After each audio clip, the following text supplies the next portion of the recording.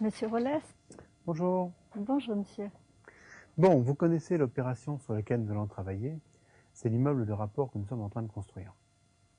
Oui, mais mon intérêt cette fois se porte sur la réalisation des fondations.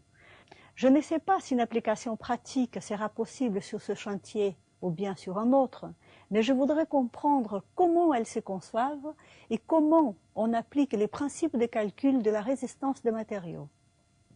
Bien entendu que pour dimensionner les fondations, nous faisons des calculs de résistance des matériaux. C'est ce que nous allons essayer de comprendre avec le principe du portique.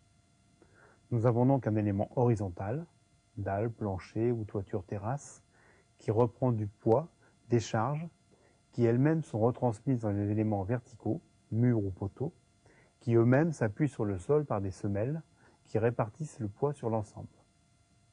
Après avoir calculé et vérifié l'élément horizontal et les éléments verticaux, après avoir déterminé en fonction de la descente de charge le poids à répartir sur le sol, il faut, en fonction de la réaction du sol, des actions et des sollicitations, justifier le dimensionnement des ouvrages de fondation à partir des calculs aux états limites, tout en restant dans le domaine des fondations superficielles, en abordant quelques cas particuliers comme le hors-gel. Descente de charge. C'est le trajet emprunté par les charges jusqu'au sol à travers les divers éléments. La toiture, les murs, les planchers, les poutres, les poteaux, les fondations. On calcule ainsi les charges sur tous les éléments. Réaction du sol. C'est la réaction du sol d'appui à l'action des charges transmises par les fondations. Action, sollicitation. C'est l'effort appliqué sur un élément. L'effort, lorsqu'il est subi par l'élément, est appelé sollicitation. Justification des ouvrages.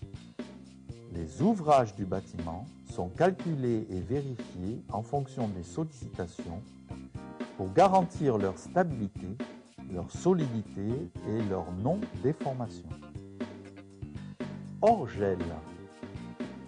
Le sol au-dessous des fondations ne doit pas subir l'effet du gel.